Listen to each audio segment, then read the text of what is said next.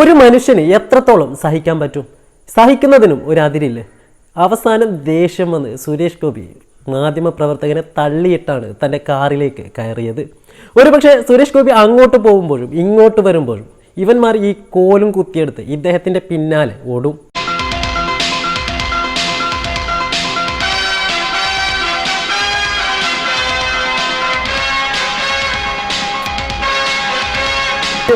താങ്കളുടെ നിലപാട് തള്ളിയിരിക്കുകയാണ്.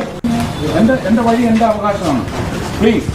മമ്മൂട്ടി, മോഹൻലാൽ അടക്കമുള്ള നടന്മാർക്ക് പിന്നീട് മറ്റൊരു ജോലി ഇല്ലാത്തത് കൊണ്ട് തന്നെ ഏതൊരു വിധത്തിലും പുറത്തിറങ്ങേണ്ട ആവശ്യമില്ല. സിനിമ ഷൂട്ടിംഗ് ഒക്കെ നിർത്തിവെച്ച് വീട്ടിൽ തന്നെയാണ് നായകന്മാർ ഇരിപ്പ് എന്നാണ് കേൾക്കാൻ സാധിക്കുന്നത്. കാരണം പുറത്തിറങ്ങിയാൽ മാധ്യമങ്ങളുടെ ഒരുപാട് ചോദ്യങ്ങളും അതിന് ഉത്തരങ്ങളും നൽകി ചിലപ്പോൾ ജീവിതം തന്നെ കൈവിട്ടു പോകും.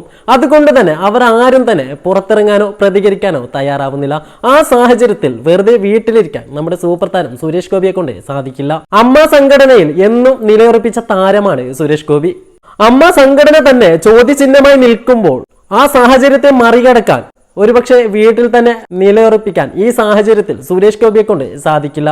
കാരണം അദ്ദേഹം കേന്ദ്ര മന്ത്രിയാണ്.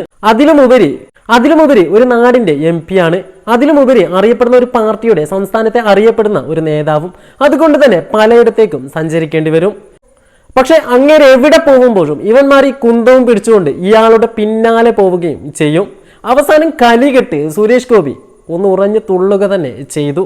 ശരിക്കും പറഞ്ഞാൽ ഇപ്പോൾ വാർത്ത ഇല്ല എന്നതാണ് യാഥാർത്ഥ്യം. അതിനു പകരം വാർത്തകൾ ഉണ്ടാക്കുകയാണ് മാധ്യമങ്ങൾ. മറ്റെല്ലാത്തിനെ കാട്ടിയും അപകടകാരികളായി മാറിയിരിക്കുകയാണ് കേരളത്തിലെ മാപ്രാക്കൾ. അവസാനം കലിപൂണ്ട സുരേഷ് ഗോപി ഇങ്ങനെ പറഞ്ഞു: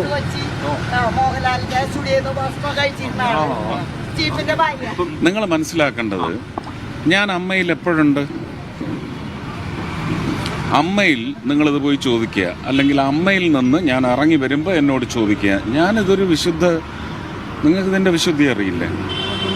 ഞാൻ അവിടെ നിന്നാണ് ഇറങ്ങി വന്നിരിക്കുന്നത്. ഇതിനെ റിലേറ്റ് ചെയ്ത് എന്തെങ്കിലും നിങ്ങൾക്കറിയാനുണ്ടോ? ചോദിക്കൂ. ഞാൻ എൻ്റെ ഓഫീസിൽ നിന്ന് ഇറങ്ങി വരുമ്പോൾ എൻ്റെ ഓഫീസിനെ സംബന്ധിക്കുന്ന കാര്യം ചോദിക്കണം. എൻ്റെ വീട്ടിൽ നിന്ന് ഇറങ്ങി വരുമ്പോൾ എൻ്റെ വീട്ടിലെ കാര്യം ചോദിക്കണം. അമ്മ അസോസിയേഷനിൽ നിന്ന് ഞാൻ ഇറങ്ങി വരുന്ന സമയത്ത് നിങ്ങൾ അതുമായിട്ട് റിലേറ്റ് ചെയ്ത കാര്യങ്ങൾ ചോദിക്കും. പ്ലീസ്. ഇല്ലില്ല, ഇത് നിങ്ങളുടെ തീറ്റയാണെന്നാണ് ഞാൻ മനസ്സിലാക്കുന്നത്. പക്ഷെ എന്റെ സംശയം അതല്ല. ഇങ്ങനെങ്ങാനും ബാത്റൂമിലേക്കാണ് പോയി വരുന്നതെങ്കിൽ എന്തായിരിക്കും മാധ്യമപ്രവർത്തകർ ഇദ്ദേഹത്തോട് ചോദിക്കേണ്ടത്?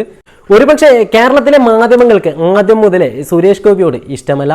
കാരണം മറ്റൊന്നുമല്ല, സൂപ്പർ സ്റ്റാർ പദവിയിലിരുന്ന ആ മനുഷ്യൻ പെട്ടെന്ന് കേരളത്തിൽ ആർക്കും തന്നെ ഉൾക്കൊള്ളാൻ സാധിക്കാത്ത ഒരു തീരുമാനമെടുക്കുന്നു. BJPയിൽ അംഗത്വമെടുക്കുന്നു.